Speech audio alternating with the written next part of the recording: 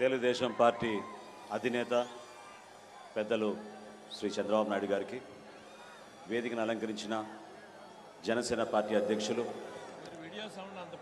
పవన్ కళ్యాణ్ గారికి, తెలుగుదేశం పార్టీ జాతీయ ప్రధాన కార్యదర్శి శ్రీ నారా లోకేష్ గారికి, అదేవిధంగా పెద్దలు బాలకృష్ణ గారికి, అచ్చెన్నాయుడు గారికి, వేదికను అలంకరించిన జనసేన పార్టీ నాయకులు, తెలుగుదేశం పార్టీ నాయకులు, ఇక్కడికి ఎంతో ఓపికతోటి అశేష ప్రజానికం లోకేష్ గారిని ఆశీర్వదించడానికి ఒక అభినందన సభనే కాకుండా రాష్ట్ర భవిష్యత్తును దృష్టిలో పెట్టుకుని ఒక రాజకీయ ప్రస్థానం చేస్తున్న ఒక యువకుడికి మీరందరూ కూడా తోడుగా నిలబడి ఈ కార్యక్రమాన్ని విజయవంతం చేసినందుకు ఇక్కడికి విచ్చేసిన ప్రజలందరికీ మనస్ఫూర్తిగా ముందుగా ధన్యవాదాలు తెలుపుకుంటున్నాను.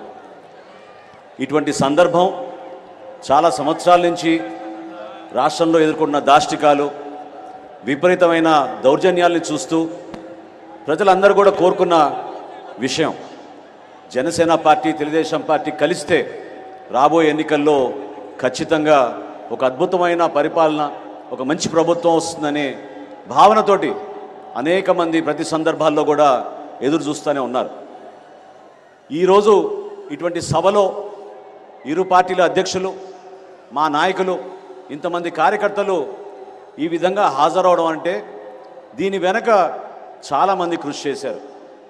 వారందరికీ మనస్ఫూర్తిగా నేను అభినందనలు తెలుపుతున్నాను. ఎందుకంటే అనేక అవమానాలకు గురయ్యాం, అనుమానాలకు గురయ్యాం, రకరకాలుగా వేధింపులు, కేసులు, ఎక్కడ చూసినా కూడా పార్టీ నాయకత్వం ఎదగకూడదని అన్ని స్థానాల్లో కూడా ఇబ్బంది పెట్టడానికి ఒక ప్రయత్నం చేస్తూనే వచ్చారు. చంద్రబాబు నాయుడు గారి సుదీర్ఘ రాజకీయ ప్రస్థానం, ఆయనకున్న అనుభవంతో తెలుగుదేశం పార్టీని ఆయన ఎంతో సమర్థవంతంగా నడుపుకుంటూ ముందుకు వచ్చారు. అదేవిధంగా పవన్ కళ్యాణ్ గారి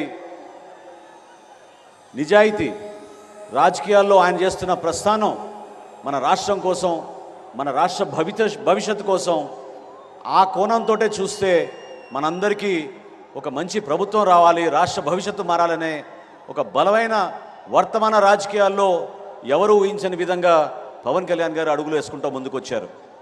సెప్టెంబర్ 13వ తారీఖున రాజమండ్రిలో ఆ రోజు చంద్రబాబు నాయుడు గారిని కలిసినాక పవన్ కళ్యాణ్ గారు తీసుకున్న నిర్ణయం ఆ రోజు రాష్ట్రంలో సంచలనంగా మారింది. అనేక ప్రాంతాల నుంచి ప్రజలందరూ కూడా హర్షించడమే కాకుండా కష్టకాలంలో రెండు పార్టీలు కలిసినప్పుడు అక్కడ ఎదుర్కోవాల్సిన సమస్యలను కూడా అధిగమించుకుంటూ ఇంత దూరం మన ప్రస్థానం చేయగలిగాం.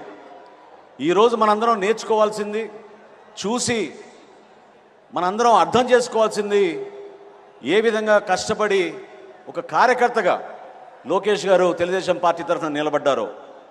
ఈరోజు ఈ సభ, ఈ సందర్భంగా నేను మీకు తెలుపుకుంటున్నాను.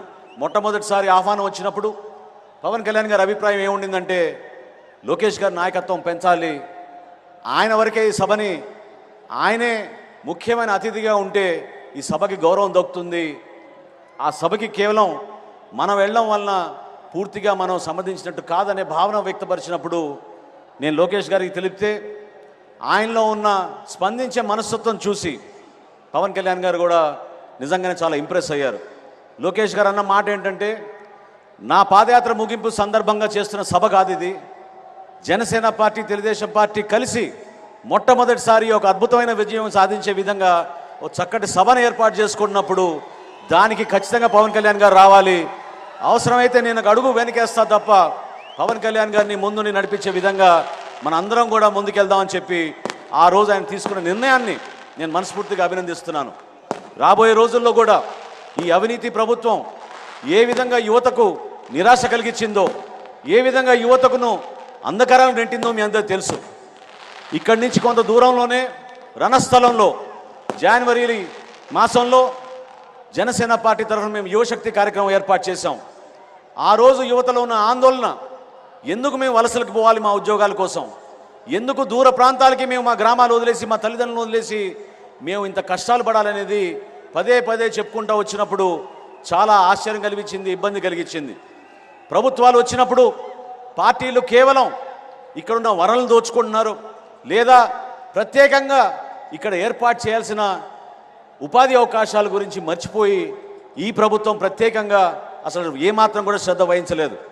విశాఖపట్నంలో ఐటీ ఎస్సెట్స్ గురించి, అదేవిధంగా అక్కడ ఐటీ ఇండస్ట్రీ తీసుకురావాలని గత ప్రభుత్వంలో చంద్రబాబు నాయుడు గారు, లోకేష్ గారు ఆ రోజున ఏ విధంగా కష్టపడి పనిచేశారో ఈరోజు విశాఖపట్నం ఏమైపోయిందో మీరందరూ చూస్తూనే ఉన్నారు. స్కిల్ డెవలప్మెంట్ విషయంలో పొరుగు రాష్ట్రం ఒరిస్సా సింగపూర్ యూనివర్సిటీ తోటి భాగస్వాములై ఒక అద్భుతమైన ఒక వరల్డ్ స్కిల్ యూనివర్సిటీ ఏర్పాటు చేయాలని ఒరిస్సా భువనేశ్వర్లో వాళ్ళు నిర్ణయిస్తే మన ముఖ్యమంత్రి 5 సంవత్సరాల నుంచి కథలు చెప్పుకుంటూ తిరుపతిలో 50 ఎకరాలతో స్కిల్ యూనివర్సిటీ ఏర్పాటు చేస్తున్నామని కేవలం ప్రకటనలకే పరిమితం అయ్యారు తప్ప మన యువత కోసం ఎక్కడ కూడా ఆలోచించలేదు. దయచేసి మీరందరూ కూడా ఇంతమంది వచ్చారు ఈరోజు ఈ సభకి, ఈ రాష్ట్ర ప్రజలు కూడా ఈ సభని ఖచ్చితంగా టీవీలో చూస్తున్నారు. ఒక్కసారి మీరు ఆలోచించండి, మన భవిష్యత్ ఏమైపోతుంది, ఏ విధంగా ఒక నిర్ణయం వలన, ఇటువంటి ముఖ్యమంత్రి వలన, జగన్మోహన్ రెడ్డి వారి ప్రభుత్వం వలన ఎంత నష్టం కలిగింది మన రాష్ట్రానికి, ఎన్ని అద్భుతమైన అవకాశాలు మనం పోగొట్టుకున్నామో దాన్ని మీరు గుర్తుపెట్టుకోండి. ఒక్కసారి మీరు ఆలోచించాల్సింది ఆ ఒక్క ఛాన్స్ అని ఏ రోజైతే మీరు అందరూ స్పందించారో ఆ రోజున ఎంత పొరపాటు జరిగిపోయిందనేది మీరందరూ కూడా గుర్తుపెట్టుకోవాలి. రాష్ట్రాన్ని మనం అద్భుతంగా ముందుకు తీసుకెళ్ళాలి.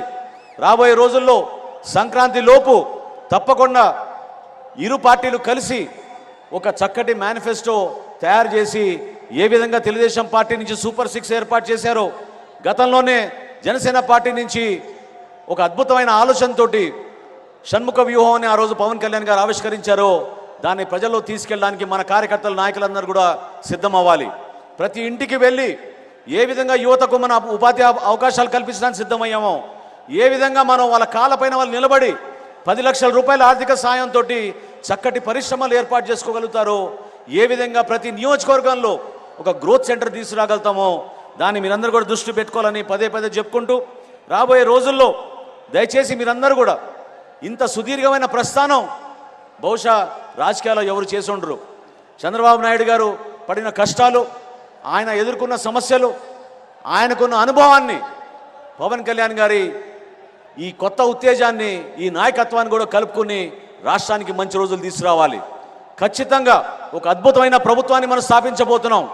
రాష్ట్ర ప్రజలకి ఓ చక్కటి సంకేతం ఈరోజు ఈ ఉభయ పార్టీలు కలిసి ఇంత అద్భుతమైన కార్యక్రమంలో మనం పాల్గొనడం ఒక గొప్ప కార్యక్రమంగా మనం భావించడమే కాకుండా, మరొక్కసారి లోకేష్ గారిని ఆయన ఈ 3000 కిలోమీటర్ల పాదయాత్రలో 262 రోజులు ఆయన చేసిన ఈ ప్రస్థానంలో ఎన్నో లక్షల మంది కలిశారు, ఎంతో ఓపికగా ఆయన చేశారు.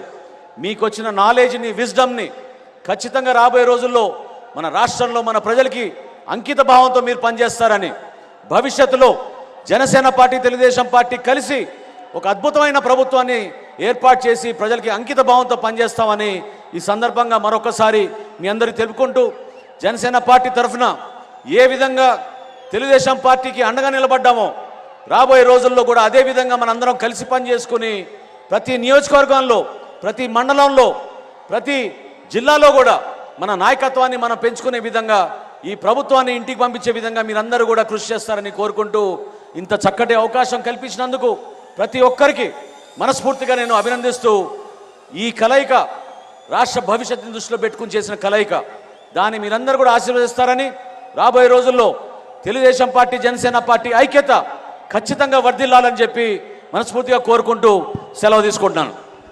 ధన్యవాదాలు.